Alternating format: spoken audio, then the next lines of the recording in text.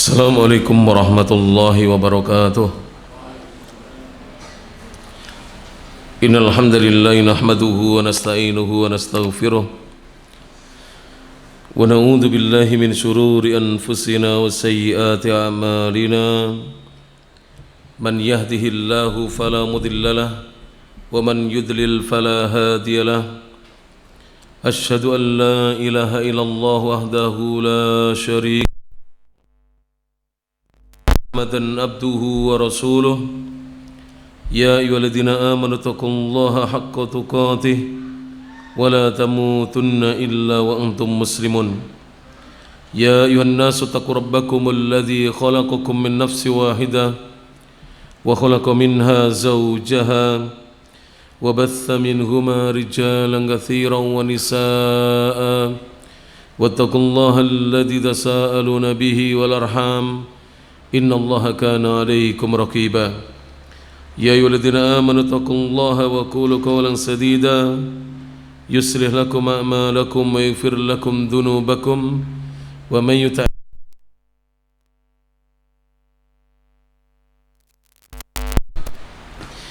فإن أصدق الحديث كتاب الله وخير محمد صلى الله عليه وعلى آله وسلم وشر الأمور محدثاتها فإن كل محدثة بدعة وكل بدعة ضلالة وكل ضلالة في النار. Jamaah kajian rahimani Allah iyyakum, alhamdulillah, segala puji hanya milik Allah Subhanahu wa taala, alladzi bi ni'matihi, yang dengan nikmat dan karunia dari Allah Subhanahu wa taala semata tatimmus shalihat, kebaikan-kebaikan menjadi sempurna. Alhamdulillah, kembali kita bisa hadir di pendopo Al-Hanif ini untuk mengikuti kajian rutin kita setiap Kamis yang ketiga di setiap bulannya. Semoga kehadiran kita di majelis ilmu yang dimuliakan oleh Allah Subhanahu wa taala ini tercatat di sisi Allah Subhanahu wa taala sebagai amal soleh kita yang kelak pada hari kiamat kita harapkan amal soleh tersebut akan bisa memperberat timbangan amal kebajikan kita di sisi Allah Subhanahu wa taala. Melanjutkan kajian kitab Nukhbatun fil Aqidatil Islamiyah, ringkasan tentang akidah Islam yang disusun oleh li fadilatis Syekh yang mulia Syekh Al-Allamah yang berilmu luas Muhammad ibn Shalih Al-Utsaimin.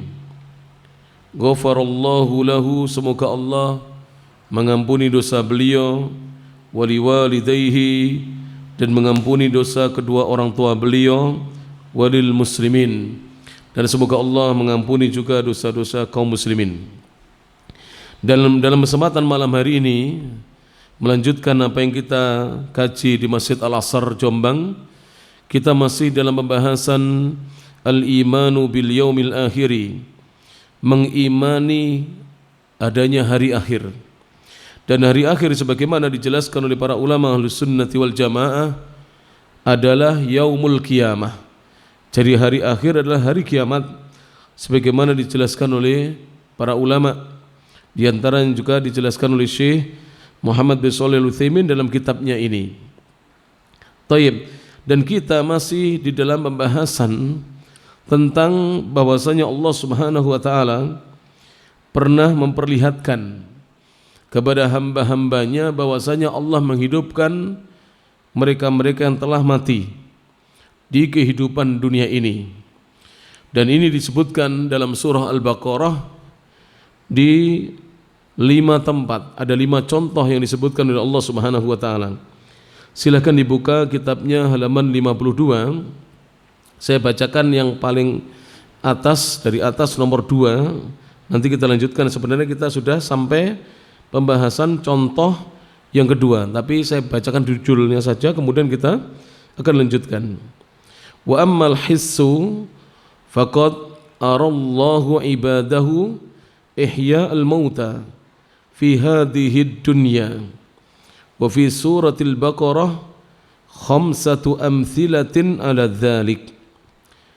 Wa ammal hissu, adapun dalil yang bisa diindra, dilihat oleh mata kita, didengar oleh telinga kita, dan waktu itu betul-betul orang-orang menyaksikannya, melihatnya sendiri. Faqad arallahu ibadahu, maka sungguh Allah Subhanahu wa taala pernah memperlihatkan kepada hamba-hambanya ihya al-mauta, yaitu Allah menghidupkan orang-orang yang sudah wafat, sudah meninggal dunia, fi hadhi dunya, di kehidupan dunia ini. Jadi contoh ini bukan nanti, kalau nanti itu banyak yang mengingkarinya, tapi di kehidupan dunia ini pernah Allah menghidupkan manusia-manusia yang telah diwafatkan oleh Allah Subhanahu wa taala. Wa fi suratil Baqarah, dan di dalam surat Al-Baqarah itu ada khamsatu amthilatin, ada 5 contoh ala dzalika yang menunjukkan perkara itu. Dia adalah al-mithalul awal, contoh yang pertama sudah kita bahas. Sekarang masuk pada contoh yang kedua, al-mithalul tsani, contoh yang kedua. Contoh yang kedua adalah fi qissatil qatili, tentang kisahnya seorang yang terbunuh, alladzi yang ikhtasama fihi Bani Israil, yang mana ikhtasama, yang berselisih, fihi tentangnya, Banu Israila, Banu Israel. Jadi ketika itu Banu Israel, mereka berselisih pandangan tentang kisahnya seorang yang meninggal itu. Mereka berbeda pandangan tentangnya. Fa'amarahumullahu ta'ala, maka Allah Subhanahu wa ta'ala memerintahkan kepada mereka an yadbahu, agar mereka menyembelih baqaratan, seekor sapi betina. Jadi kisahnya waktu itu ada seorang meninggal, maka mereka berselisih tentang siapa pembunuh orang ini. Maka Allah Subhanahu wa ta'ala memerintahkan kepada mereka agar mereka menyembelih seekor sapi betina. Fayadribuhu bi ba'diha, maka mereka memukul orang yang mati itu biba'diha, dengan sebagian anggota tubuh dari sapi yang disembelihnya. Liyukhbirahum, agar bisa memberitahukan kepada mereka biman qatalah, tentang siapa yang telah membunuh orang tersebut.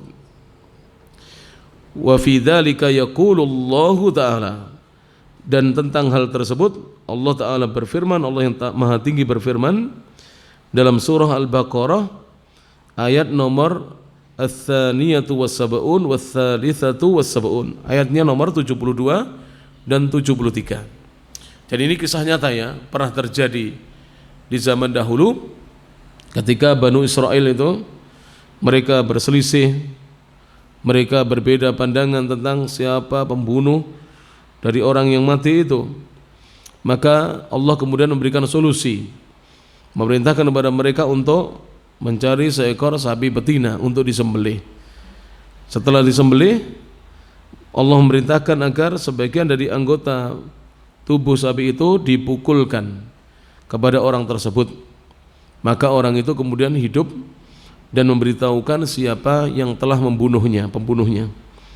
Allah berfirman dalam surah Al-Baqarah ayat 72 dan 73. Kata Allah Subhanahu wa taala, a'udzu billahi minasyaitonir rajim. Wa id qataltum nafsan fadara'tum fiha, dan ingatlah ketika kalian membunuh satu jiwa, lalu kalian berbantah-bantahan tentangnya. Jadi mereka saling berbantah-bantahan, saling berselisih. Wallahu mukhrijum ma kuntum taktumun, dan Allah lah yang mengeluarkan, yang menyingkap apa yang kalian dulunya sembunyikan. Jadi mereka menyembunyikan siapa sebenarnya yang membunuh orang tersebut. Fakulna idribuhu biba'diha, fakulna idribuhu biba'diha, maka kami mengatakan, kata Allah, pukullah orang tersebut dengan sebagian dari anggota sapi tersebut, anggota badan dari sapi tersebut, anggota tubuhnya. Kadzalika yuhyillahul mauta, demikianlah Allah menghidupkan orang-orang yang telah mati, wa yurikum ayatihi, dan Allah perlihatkan kepada kalian ayat-ayatnya Allah, tanda-tanda kebesaran Allah, la'allakum ta'qilun, agar kalian memahaminya. Jadi sebelum terjadinya kiamat, Allah sudah menunjukkan tanda-tanda kebesarannya dengan Allah menghidupkan orang yang sudah mati. Dan ini disaksikan oleh Banu Israel, mereka menyaksikan orang yang sudah mati bisa hidup kembali dengan izin Allah Subhanahu wa ta'ala, untuk mengungkap siapa pembunuh dirinya. Dan bagi Banu Israel seharusnya mereka tidak mengingkari adanya hari kiamat, karena di dunia ini saja Allah mampu dan berkuasa untuk menghidupkannya. Kemudian yang ketiga, contoh yang ketiga adalah al-mithalus tsalitsu, contoh yang ketiga, fi qissatil qaumi, tentang kisahnya satu kaum, alladzina kharaju min diyarihim, yang mereka keluar dari diyarihim, negeri-negeri mereka, firaran minal mauti, yang mereka lari dari kematian. Jadi mereka keluar dari negeri mereka karena takut kematian. Wahum ulufun, dan mereka itu jumlahnya ribuan.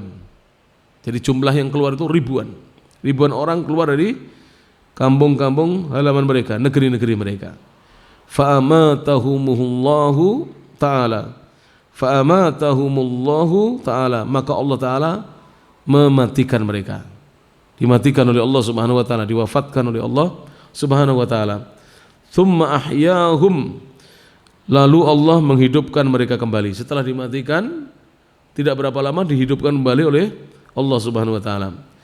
Wa fi dzalika, tentang kisah tersebut, yaqulullahu ta'ala, Allah ta'ala berfirman juga di surat Al-Baqarah, surah Al-Baqarah ayat ats-tsalitsatu wal arba'una wal mi'atan, 243.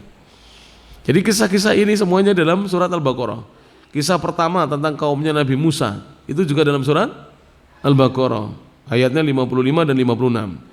Kisah yang barusan kita bacakan tentang orang yang mati, ya, setelah dipukul dengan sebagian anggota tubuh dari sapi itu, kemudian hidup dan memberitahu siapa yang membunuhnya, juga dalam surat Al-Baqarah ayat 72 dan 73. Kemudian kisah yang ketiga ini, orang-orang yang keluar dari negerinya karena takut kematian, lari dari kematian, dan jumlah mereka ribuan. Kemudian Allah mematikan mereka, mewafatkan mereka. Lalu setelah itu dihidupkan kembali oleh Allah Subhanahu wa ta'ala. Itu juga ada dalam surat Al-Baqarah 243. Mari kita simak ayatnya. Allah Subhanahu wa ta'ala berfirman, alam tara ilal ladzina kharaju min diyarihim, tidakkah kamu tahu wahai Muhammad, tidakkah kamu lihat orang-orang yang mereka keluar dari negeri-negeri mereka, wahum ulufun, dan jumlah mereka ribuan, beribu-ribu, hadarul maut, mereka keluar karena takut dengan kematian, karena mereka takut dengan kematian. Faqala lahumullah, maka Allah berfirman kepada mereka, mutu, matilah kalian semuanya. Thumma ahyahum, sesudah mereka mati, Allah kemudian menghidupkan kembali mereka. Jadi ini juga saksi, ini juga bukti nyata bahwasanya Allah Subhanahu wa ta'ala pernah menghidupkan ribuan orang setelah dimatikan dalam waktu yang singkat, dan disaksikan oleh orang-orang ketika itu, ribuan jumlahnya. Kemudian Allah berfirman, innallaha ladzu fadlin 'alan nas, sesungguhnya Allah benar-benar memiliki karunia atas manusia, walakinna aktsarun nasi la yashkurun, akan tetapi mayoritas manusia tidak bersyukur kepada Allah Subhanahu wa ta'ala. Jadi kebanyakan manusia itu tidak bersyukur. Dan ini juga senada dengan firman Allah Subhanahu wa ta'ala di ayat yang lainnya, ketika Allah mengatakan wa qalilum min ibadiyasy syakur, sedikit di antara hamba-hambaku yang banyak bersyukur. Jadi hamba Allah yang banyak bersyukur pada Allah itu sedikit. Dan di ayat ini juga ditutup dengan firman-Nya, walakinna aktsarun nasi la yashkurun. Akan tapi kebanyakan mayoritas manusia tidak bersyukur kepada Allah Subhanahu wa taala. Padahal sudah ditunjukkan ini, jelas-jelas nyata ini. Allah mematikan kemudian menghidupkan kembali. Bagaimana manusia sudah melihat kejadian seperti itu dengan panca inderanya, sudah melihat, mendengar, mengetahui, namun tetap tidak mau bersyukur pada Allah Subhanahu wa taala. Taib. Kemudian contoh yang keempat. Di sini disebutkan 5 contoh ya. Contoh yang keempat, al-mithalur rabi'. Contoh yang keempat adalah fi qissatin, tentang satu kisah. Ya. Alladzi marra ala qaryatin mayyitah. Seorang yang dia melewati satu desa yang sudah mati desanya. Jadi desa ini rumah-rumahnya, rumah penduduknya semua sudah runtuh dan tidak ada tanda-tanda kehidupan. Jadi fikih sotin tentang kisah alladzi, orang yang marra melewati ala qaryatin, melewati satu desa mayyitatin, yang desa ini sudah mati, desa yang mati. Tidak ada tanda-tanda kehidupan di situ. Fastab'ada, maka orang yang lewat itu istab'ada, dia menganggap jauh atau tidak mempercayai an yuhyiyahallahu ta'ala, bahwasanya Allah mampu untuk menghidupkan desa itu kembali. Jadi orang ini tidak percaya, merasa bahwa itu adalah perkara yang amat jauh kalau Allah bisa menghidupkan atau berkuasa untuk menghidupkan desa itu kembali. Fa'amatahu Allahu ta'ala, maka Allah ta'ala membuat mati orang tersebut. Orang yang lewat itu dibuat mati. Mi'ata sanatin, 100 tahun. Jadi dibuat mati oleh Allah, mati selama berapa? 100 tahun. Thumma ahyahu, kemudian dia menghidupkan kembali. Jadi setelah 100 tahun dihidupkan kembali oleh Allah Subhanahu wa taala. Orang yang tadi mengatakan desa ini enggak bisa hidup lagi, maksudnya penduduknya sudah habis, tidak bisa hidup lagi, maka Allah membuat mati orang itu 100 tahun, lalu dihidupkan kembali oleh Allah Subhanahu wa taala. Wa fi dzalika, tentang hal tersebut, yaqulullahu taala, Allah yang Maha Tinggi berfirman juga dalam surah Al-Baqarah al-ayah at-tasi'atu wal khamsuna wal mi'atan, 259. Mari kita baca ayatnya. Allah mengatakan, au kalladzi marra ala qaryati wa hiya khawiyah, atau seperti halnya seorang yang lewat ala qaryatin, melewati satu desa, satu kampung, wa hiya khawiyatun, yang mana kampung itu sudah runtuh. Jadi khawiyah itu disebutkan oleh para ulama sudah hancur, runtuh semua yang ada di desa di kampung tersebut. Nanti akan saya bacakan tafsirnya sedikit dari tafsir At-Tabari. Runtuh ala urusiha, di atas atap-atapnya. Qala, maka orang tersebut yang lewat itu berkata, anna yuhyi hadhillahu ba'da mautiha. Anna, bagaimanakah, yuhyi, menghidupkan, hadhihi, desa atau kampung ini, Allah ba'da mautiha, setelah kematiannya. Jadi dia meragukan bahwasanya Allah berkuasa untuk menghidupkan kampung tersebut sesudah semua penduduknya itu mati. Fa'amatahu Allahu, karena dia meragukan Allah Subhanahu wa taala, maka Allah mematikan dia. Mi'ata amin thumma ba'athah, selama 100 tahun. Bayangkan 100 tahun lama ini. Mati selama 100 tahun. Thumma, kemudian ba'athah, Allah menghidupkannya kembali. Jadi sudah 100 tahun dibangkitkan kembali, dia hidup. Qala, Allah bertanya kepadanya, kam labitha, berapa lama kamu mati dalam keadaan demikian? Qala labithtu yauman au ba'da yaum. Aku ini hanya mati selama sehari atau beberapa hari saja atau sebagian hari, berarti tidak sampai 1 hari. Qala, maka Allah berfirman, bal labithta mi'ata am, bahkan kamu telah mati selama 100 tahun. Fanzur ila ta'amika wa syarabika lam yatasannah, perhatikan kepada makananmu dan kepada minumanmu, tidak berubah. Lam yatasannah, kata para ulama, lam yataghayyar, tidak mengalami perubahan. Walam yahsul lahu taghayyur, dan tidak terjadi padanya perubahan, padahal mati 100 tahun. Tapi makanan minumannya itu tidak apa? Tidak rusak, tidak berubah.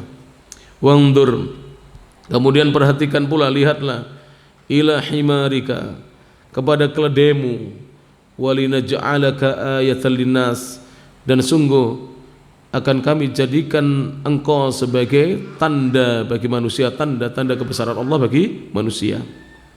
Wangdur, kemudian perhatikan pula, ilal idhami, kepada tulang belulang, kaifa nunsizuha, bagaimana kami mengangkat tulang belulang itu. Mengangkat di sini kata para ulama menyusunnya kembali maksudnya. Jadi tulang belulang itu bisa disusun kembali oleh Allah Subhanahu wa taala. Tsumma naqsuha, kemudian kami balut tulang belulang itu lahma, dengan daging. Jadi Allah itu bisa menyusun kembali tulang belulang kemudian dibalut dengan daging.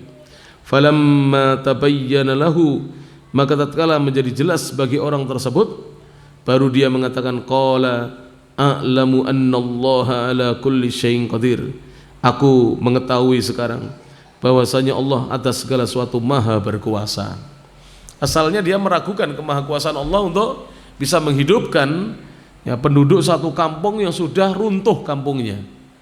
Dijelaskan dalam tafsir makna wahiya khawiyatun ala urusiha, kata Imam At-Tabari, wa qad tahaddamat, kampung atau desa itu sudah runtuh. Jadi semua bangunannya itu tidak ada yang berdiri tegak. Ya entah berapa puluh tahun atau berapa ratus tahun meninggal oleh penghuninya, mungkin kena wabah, mungkin kena bencana, kita tidak tahu. Benar para jemaah? Kalau antum pernah ke daerah bencana itu, betul-betul kadang-kadang itu rata semuanya dengan tanah. Jadi semuanya runtuh, tidak ada yang tersisa. Bagi yang tahu, subhanallah, tidak bisa membayangkan kondisi seperti itu. Maka Imam At-Tabari mengatakan dalam tafsirnya, waqad tahaddamat, sungguh desa itu sudah runtuh, wasaqatat suqufuha, dan atap-atapnya pun telah jatuh ke bawah, wahitanuha, dan juga dinding-dindingnya jatuh, la yujadu sakin, tidak didapatkan satupun yang hidup yang tinggal di situ. Jadi semuanya mati. Nah, orang ini ketika lewat meragukan kemahakuasaan Allah, tidak percaya bahwa Allah itu maha menghidupkan, maka Allah buat dia mati selama 100 tahun. Allahu Akbar. Kemudian dihidupkan kembali. Ketika dihidupkan, disuruh melihat makanan dan minuman tidak rusak 100 tahun. Bayangkan, Allah membuat makanan dan minumannya tidak rusak. Kemudian suruh melihat keledainya, dijadikan itu sebagai tanda-tanda kekuasaan Allah bagi manusia. Kemudian suruh melihat tulang belulang, bagaimana Allah Subhanahu wa taala menyusunnya kembali dan membalutnya dengan daging. Demikianlah kemahakuasaan Allah Subhanahu wa taala. Ini tadi semuanya Syekh Muhammad bin Shalih Al-Utsaimin menyebutkan dalam kitab ini supaya kita yakin bahwa nanti sesudah kehancuran alam semesta ini ada yang namanya Yaumul Ba'thi, hari kebangkitan, hari berbangkit. Agar orang-orang beriman semakin meyakini hal tersebut.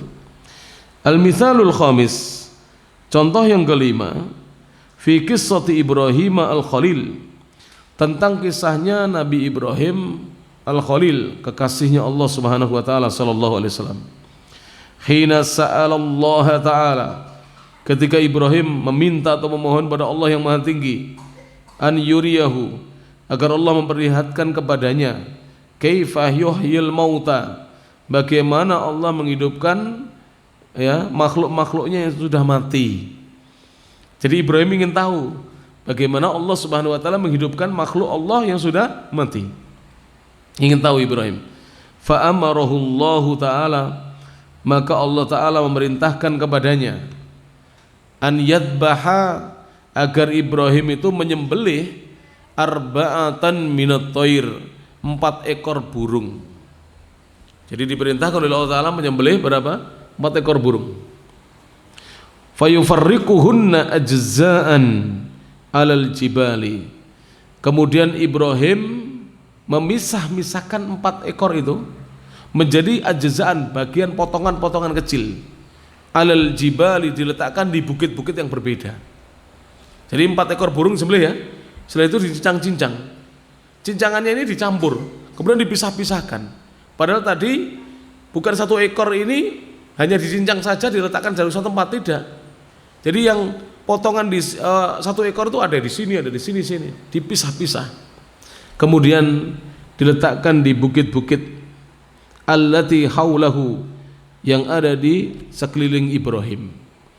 Thumma yunadihinna, kemudian diperintahkan untuk memanggil mereka. Cincangan apa? Daging dari burung 4 ekor itu yang sudah dicincang. Maka fatal ta'imul ajza'u, tiba-tiba potongan-potongan itu, bagian-bagian itu menyatu, tiba-tiba menyatu.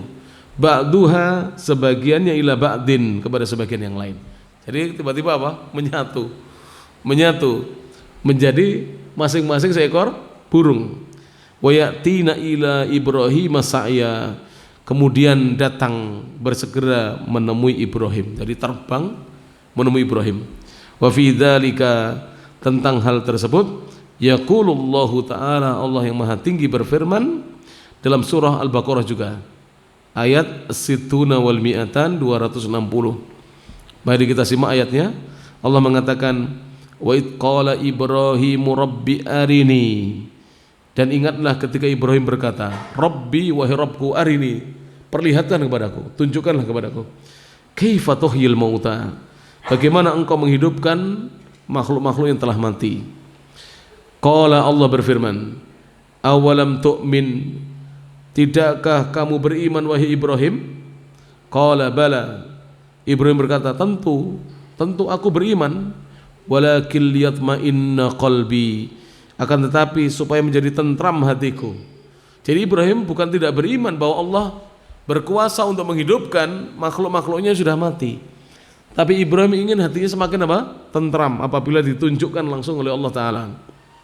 Allah berfirman, qal fakhud arba'atam minat thair, maka ambillah olehmu 4 ekor burung, fasurhunna ilaik, maka setelah itu ya, mereka akan mendatangimu, kata Allah. Fasurhunna ilaik, ya. Thumma ja'al ala kulli jabal, setelah itu Allah akan menjadikan di atas setiap bukit atau gunung itu minhunna, fasurhunna ilaik, maka dia akan mendatangi, maka jadikanlah mereka itu ilaik, akan mendatangi dirimu. Thumma ja'al, kemudian jadikanlah masing-masing tadi ala kulli jabal, di atas setiap bukit atau di atas setiap gunung, minhunna juz'a, dari mereka itu 4 ekor itu juz'a, bagian-bagian, sebagaimana diceritakan oleh Syekh tadi. Jadi setelah dipotong-potong, maka disuruh menjadikan di atas setiap bukit itu bagian-bagian tersebut. Thumma du'uhunna, kemudian panggillah mereka, ya'tinaka sa'ya, maka mereka akan mendatangimu dengan segera. Wa'lam, ketahuilah wahai Ibrahim, annallaha azizun hakim, sesungguhnya Allah zat yang maha perkasa lagi maha bijaksana. Ini contoh yang kelima. Jadi Ibrahim melihat sendiri karena ingin tahu supaya hatinya tentram. Setelah hewan-hewan tadi dicincang, disembelih dulu, dicincang-cincang jadi potongan-potongan kecil, masing-masing potongan itu disebar di gunung-gunung.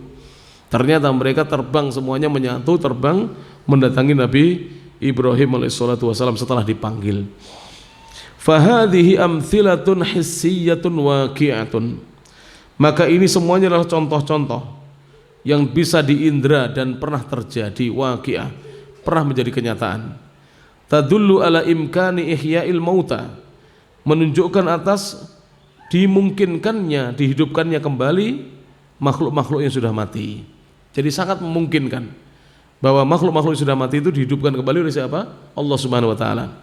Wa qad sabaqatil isyaratu, dan sungguh telah berlalu isyarat ila ma ja'alahu Allah taala, kepada apa yang Allah jadikan, Allah yang Maha Tinggi jadikan, min ayati Isa ibni Maryam, berupa tanda-tanda yang ada pada diri Isa bin Maryam, fi ihya'il mauta, ketika Isa menghidupkan orang-orang yang sudah mati, wa ikhrajihim, dan ketika mengeluarkan mereka min kuburihim, dari kubur-kubur mereka, biidznillah ta'ala, dengan izin Allah ta'ala. Jadi Isa juga diberi oleh Allah mukjizat bisa menghidupkan orang-orang yang sudah mati dengan izin Allah Subhanahu wa taala, bahkan mengeluarkan mereka dari kubur-kubur mereka dengan izin Allah Subhanahu wa taala. Dan ini sudah kita bahas dalam pertemuan yang lalu ya, tentang Nabi Isa diberi mukjizat tersebut. Taib. Kemudian Syekh berkata, wa amma dalalatul aqli, adapun dalalah petunjuk berupa apa yang bisa difahami oleh akal, famin wajhaini, maka bisa dilihat dari dua sisi. Ahaduhuma, salah satu dari petunjuk dalil akal adalah annallaha ta'ala fatirus samawati wal ard, sesungguhnya Allah ta'ala zat yang menciptakan langit dan bumi, wa ma fihima, dan apa saja yang ada di antara keduanya atau pada keduanya. Khaliquhuma, Allah menciptakan langit dan bumi itu ibtidaan, yang permulaannya. Wal qadiru, dan Allah juga maha berkuasa ala ibtida'il khalqi, untuk memulai penciptaan. Jadi Allah itu menciptakan langit dan bumi ini, dan semua yang ada di langit maupun di bumi Allah yang menciptakannya pertama kali, Allah Subhanahu wa taala. Dan Allah berkuasa untuk memulai penciptaan. Wala yu'jizu, atau wala ya'jizu an i'adatihi, dan Allah tidaklah lemah untuk mengulangi penciptaannya itu kembali. Jadi Allah tidak lemah dalam mengulangi penciptaan itu kembali. Kenapa? Karena Allah mampu menciptakan dari awal tidak ada. Dari permulaan tidak ada langit, tidak ada bumi, tidak ada isinya. Maka Allah lebih berkuasa untuk menciptakan sesuatu yang sudah pernah ada. Itu dalil akal. Dan itu disebutkan dalam Al-Quran. Qala Allah Ta'ala, Allah mengajak kita berpikir. Firman Allah yang Maha Tinggi dalam surah Ar-Rum ayat 27, al-ayat as-sabi'atu wal ishrun, Allah mengatakan, wa huwallazi yabda'ul khalqa thumma yu'iduh wa huwa ahwanu alaih, dialah Allah yang memulai penciptaan kemudian Allah mengulanginya kembali, dan dia Allah dan hal tersebut ahwanu alaih, lebih mudah bagi Allah. Jadi mengulangi penciptaan itu lebih mudah dari mengawali penciptaan. Jadi Allah kadang-kadang itu berdalil, Allah berfirman dalam Al-Quran sebagai dalil akal, supaya akal kita berpikir. Karena mengulangi penciptaan itu tidak sulit memulainya. Jika awal kali tidak ada bulan, tidak ada bintang, tidak ada matahari, tidak ada bumi, tidak ada langit, Allah mampu menciptakan semuanya itu permulaan, tentunya Allah mampu untuk mengulangi kembali. Wa qala ta'ala, dan Allah Ta'ala juga berfirman dalam surah Al-Anbiya ayat 104, al-ayah ar-rabi'atu wal mi'ah, kama bada'na awwala khalqin nu'iduh, sebagaimana kami telah memulai awal penciptaan kemudian kami mengulanginya. Wa'dan alaina, itu adalah janji atas kami. Inna kunna fa'ilin, sesungguhnya kami pasti akan memperbuatnya, akan melakukannya. Wa qala amiran birraddi ala man ankara ihya'il idhami, dan Allah Subhanahu wa ta'ala memerintahkan birraddi, untuk membantah, ala atas man ankara, siapa saja yang mengingkari ihya'al idhami, dihidupkannya tulang belulang, wa hiya ramim, padahal sudah hancur. Padahal sudah hancur. Allah berfirman dalam surah Yasin ayat 79, al-ayah at-tasi'atu was-sab'un, kul, katakan, yuhyihalladzi ansha'aha awwala marrah, yang akan menghidupkan tulang belulang itu adalah yang menciptakannya pertama kali. Wa huwa bikulli syai'in wa huwa bikulli khalqin alim, dan dia terhadap semua penciptaannya alim, maha mengetahui. Jadi dalam surat Yasin ini Allah lebih tegas, Allah akan menghidupkan tulang belulang karena Allah lah yang menciptakannya pertama kali, dan dia terhadap semua penciptaannya alim, maha mengetahuinya. Ini dalil secara akal ya, yaitu Allah ketika di dalam Al-Quran menyebutkan nanti ada hari kebangkitan, dihidupkan kembali makhluk, itu ketika diingkari oleh orang-orang yang ingkar, para pengingkar hari kiamat itu, Allah mengingatkan mereka bahwa kamu dulu diciptakan dari sesuatu yang tidak ada. Langit juga begitu, bumi juga demikian. Jika Allah mampu menciptakan ini semuanya pertama kali, tentu Allah mampu mengulangi penciptaannya kembali, menghidupkan kembali maksudnya. Ats-tsani, yang kedua, dalil secara akal, anal arda, sungguhnya bumi, takunu mayyitatan hamidatan, bumi itu terkadang mati dan runtuh, sudah hancur. Laisa fiha syajaratun, tidak ada di bumi pohon khadra'u yang hijau. Fayanzilu 'alaihal matar, maka Allah menurunkan di atas bumi itu al-matar, hujan. Fatahtazzu khadra'a hayyatin, maka bumi menjadi hijau dan hidup. Jadi subhanallah ini ya, di bumi asalnya itu hancur, berantakan, mati, kemudian dihidupkan kembali. Awalnya tidak ada hijaunya. Atau mungkin beberapa waktu ini kan melihat postingan-postingan Mekah hijau kembali ya, Mekah hijau kembali, subhanallah.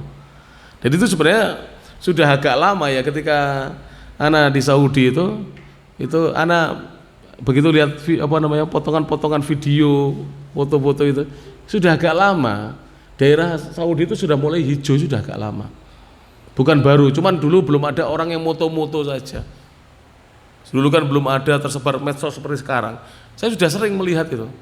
Jadi Taif sudah hijau itu sudah agak lama, itu sudah sekitar tahun 2008, sudah lama. Cuman dulu kan belum ada orang yang sibuk moto-moto dulu ya, sudah agak lama itu. Bahkan anak tinggal di Al-Aqsa itu ya, itu hijau. Di sana pertanian banyak itu. Jadi yang dulu gersang itu menjadi hijau, dihidupkan buminya oleh siapa? Allah Subhanahu wa taala. Jadi ya kadang-kadang orang-orang itu sekarang gumunan ya, tidak perlu begitu ya. Jadi antum tahu ya, di Saudi itu memang tanahnya kalau ditanami langsung hanya cocok untuk untuk kurma, karena kurma tidak membutuhkan air. Tapi mereka tidak tahu mendatangkan dari mana itu. Jadi tanah-tanah seperti kayak petani mendatangkan tanah humus loh, dari mana itu, truk-truk itu. Kemudian oleh mereka itu jadi atasnya pasir ini dikasih tanah-tanah itu. Kemudian ditanami, anak ke situ, saya lihat sendiri. Jadi sayur-sayuran, pohon mangga sudah ada, jagung itu tinggi-tinggi. Saya begini tidak dan jagungnya panjang-panjang sekian, bukan pendek-pendek sekian, jagungnya panjang-panjang. Sudah ada itu, sudah ada. Di bawah kurma dulu waktu kita pertama kali datang itu belum ada apa-apanya. Sekarang di bawah kurma itu lombok, sayuran itu ada. TKI dari Jawa Barat yang bawa benihnya. Ya, TKI dari Jawa Barat. Cuman belum saya foto dulu. Kita belum sibuk moto-moto. Sudah ada itu.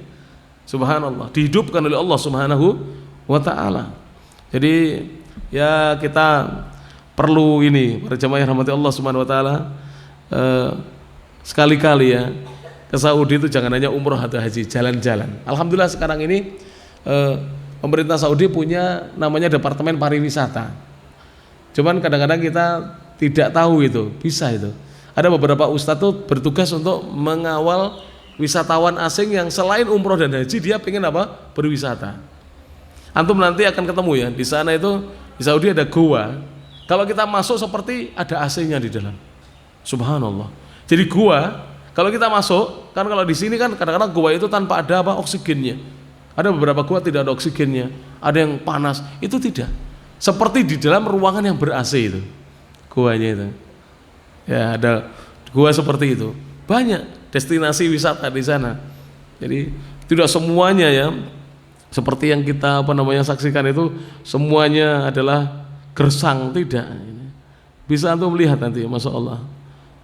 Dan itu disebutkan oleh Allah Subhanahu wa taala bahwa Allah menghidupkan bumi yang apa? Yang mati, disebutkan oleh Allah Subhanahu wa taala. Taib. Kemudian kata beliau di sini, mana tadi? Annal arda, sungguhnya bumi, kata beliau, sungguhnya bumi itu awalnya takunu mayyitatan, bumi itu mati, hamidatan, dan rata, tidak ada bangunan di atasnya, tidak ada tanaman di atasnya. Laisa fiha syajaratun, tidak ada di situ pepohonan sama sekali, tidak ada. Khadra, yang hijau.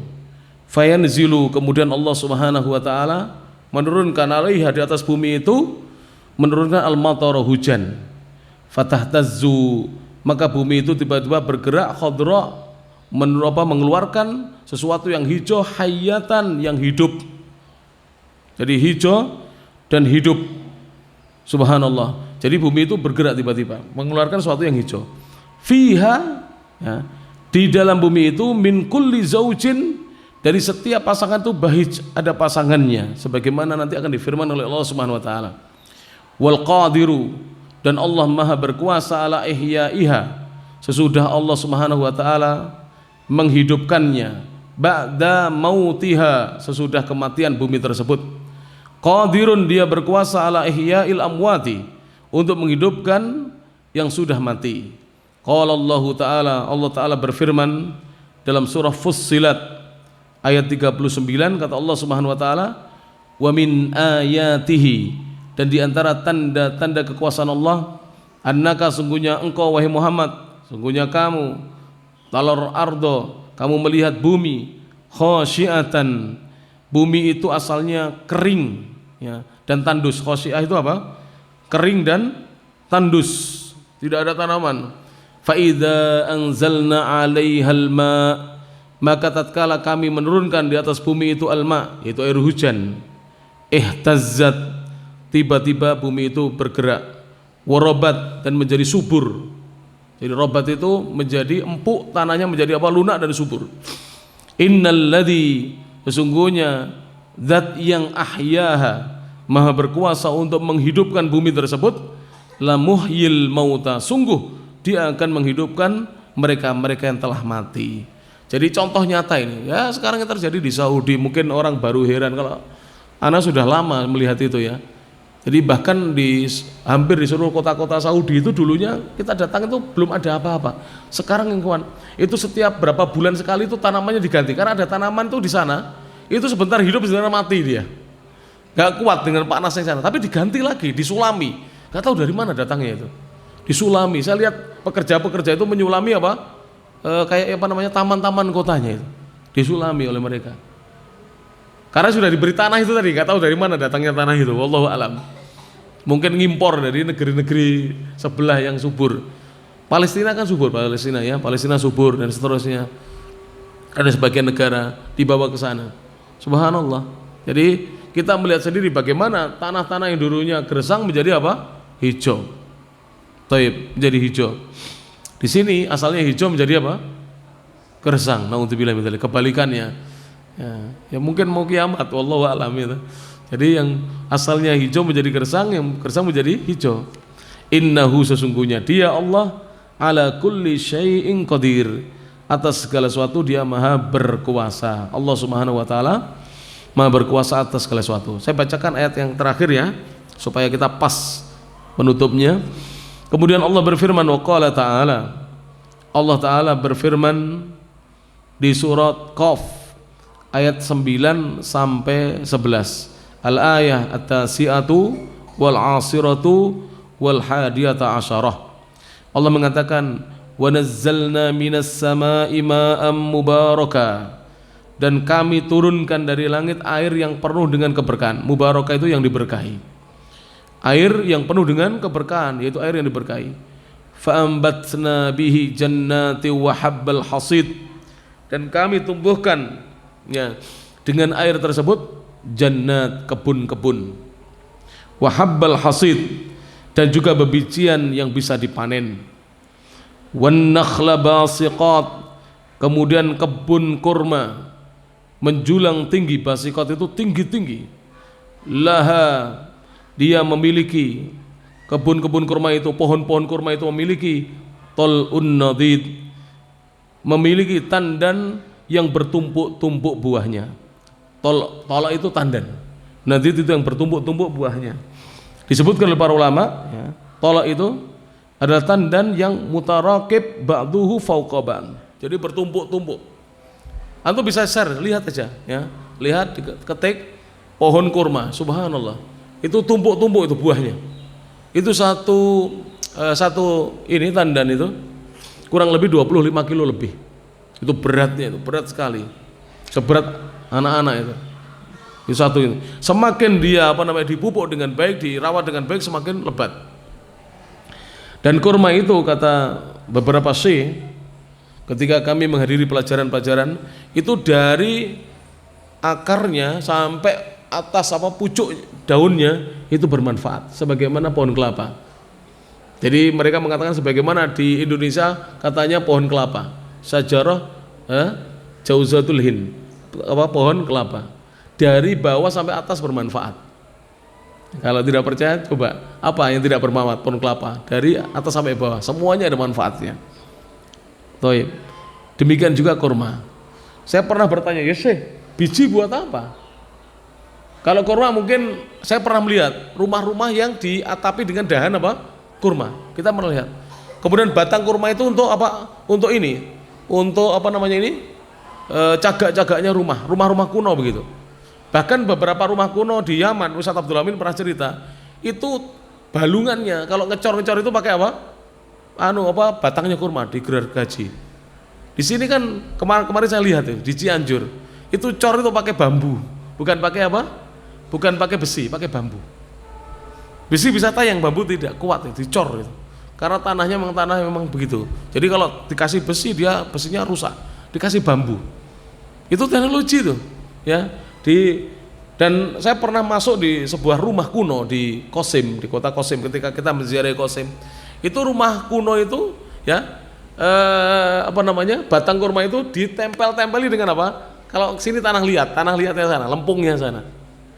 Masuk ke dalam itu dingin sejuk. Subhanallah. Padahal waktu itu panas, dingin sejuk. Tidak ada AC-nya, tidak ada kipas angin. Rumah dari tanah. Jadi tebal sekali temboknya seperti ini. Karena di dalamnya ada batang-batang yang ditempeli dengan tanah, diteplok-teplok dengan tanah. Subhanallah. Kurma itu. Dan kurma itu adalah tanaman yang umurnya lama. Sampai 120 tahun. Mulai berbuah 5 tahun, produksi aktif sampai 80 tahun, sampai 120 tahun masih berbuah walaupun tidak aktif lagi produksi sebagaimana di bawah usia 80 tahun. Subhanallah. Jadi bisa diwariskan pohon kurma itu. Bisa diwariskan. Allah mengatakan rizqal lil ibad. Itu semuanya rezeki bagi hamba-hamba Allah. Wa ahyayna bihi baldatan maita. Dan kami hidupkan dengan air hujan itu negeri yang mati.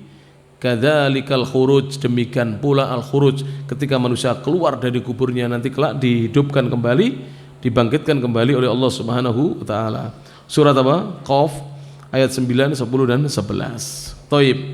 Nanti setelah itu akan ada pembahasan tentang fitnatul qabri, pertanyaan malaikat dalam kubur.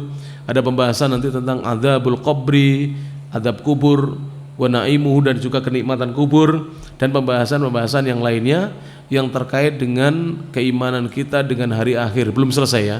Kita belum selesai. Jadi nanti masih ada kurang lebih 1 atau 2 pertemuan kita menyelesaikan tentang keimanan kepada hari akhir. Kemudian setelah itu disusul iman yang terakhir, iman terhadap takdirnya Allah Subhanahu wa taala, ya. Iman terhadap takdir Allah Subhanahu wa taala. Ini mungkin bisa disampaikan dalam kesempatan malam hari ini, ya. Mudah-mudahan bermanfaat. Insyaallah akan kita lanjutkan dalam pertemuan akan datang masih tentang keimanan kepada hari akhir.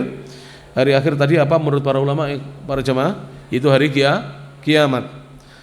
Dan dalil-dalil tentang adanya hari kiamat sudah disebutkan oleh Syekh semuanya.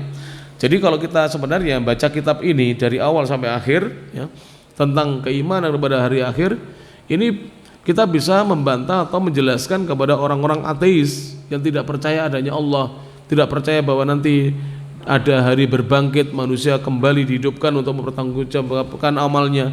kita akan bisa menjelaskan kepada mereka. Tapi kalau kita belum mengkaji, tentu tidak bisa menjelaskannya. Jadi kitab ini walaupun ringkas, tapi mengandung banyak faedah. Karena beliau bukan hanya membahas dari sisi pendalilan saja, dari Al-Quran maupun Sunnah, tapi juga dalil-dalil yang lainnya dibahas oleh beliau. Sampai dalil fitrah, dalil akal dibahas oleh beliau, Syekh Muhammad bin Shalih Al-Utsaimin rahimahullah ta'ala.